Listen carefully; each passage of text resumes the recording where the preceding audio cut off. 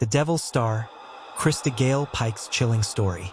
They called her the Devil's Daughter, a teenage girl with a bright smile, a broken past, and a deadly secret. In 1995, an 18-year-old student at a Tennessee job training center led another girl into the woods, and what happened next would shock America, leaving scars that the state still bears today. This is the true story of Christa Gail Pike, the youngest woman ever sentenced to death in the United States, and the only woman still waiting for execution in Tennessee. Before you watch, viewer discretion is advised. This story contains descriptions of violence and psychological trauma. Christa Pike was born on March 10, 1976, in West Virginia. Her childhood was anything but normal.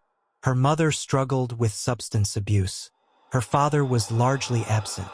Christa bounced between unstable homes, exposed to neglect, and by her teenage years, she had dropped out of school entirely. By 18, she had enrolled in the Job Corps, a federal program designed to help troubled youth learn job skills. It was there in Knoxville, Tennessee, that she met two people who would change her life forever. Tatterall Shipp, her boyfriend, and Colleen Slemmer, another student. First, things seemed fine, but jealousy soon poisoned everything. Christa became convinced that Colleen was flirting with her boyfriend, and for a young woman already struggling with insecurity, abandonment, and a fascination with the occult, that belief would turn deadly.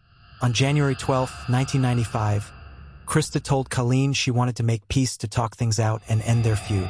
Colleen agreed, but Christa had other plans. She, Tatterall, and another student, Shadala Peterson, lured Colleen into a wooded area near the University of Tennessee's agricultural campus.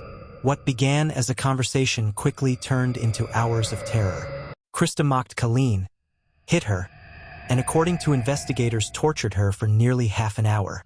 During the assault, she carved a pentagram into Colleen's chest, a symbol that would later lead the media to dub her the Satanic Killer.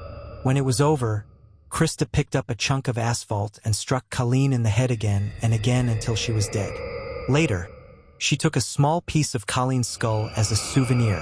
The brutality stunned even veteran detectives. Christa didn't hide her crime.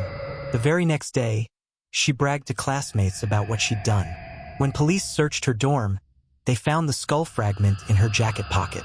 When questioned, Christa initially denied everything.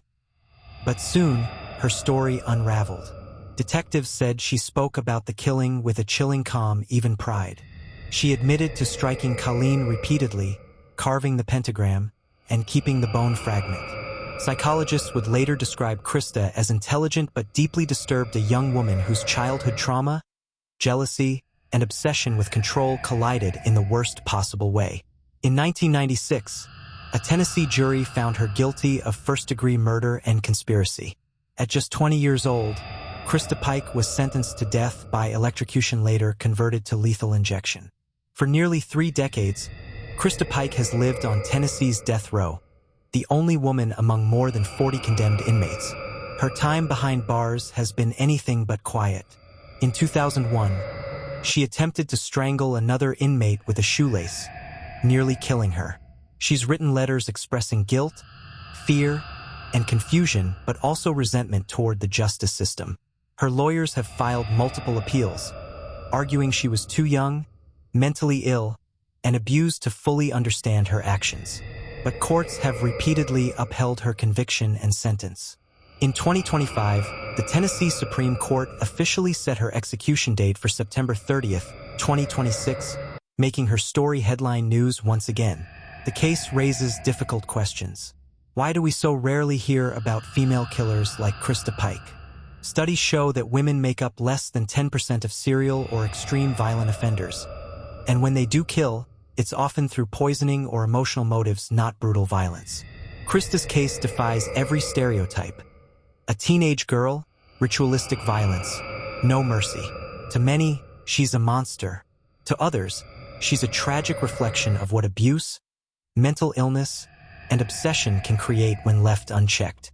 Nearly 30 years after the murder, Christa Gail Pike still waits in a Tennessee cell as the state's only female inmate on death row. If the sentence stands, she'll be the first woman executed in Tennessee in over 200 years. As that date draws closer, America once again looks into the eyes of a killer who was once just a scared, jealous girl and wonders, was she born evil or was she made? Thank you for watching. If you found this story compelling, don't forget to like, subscribe, and turn on notifications because every week we uncover another real story of crime, mystery, and justice.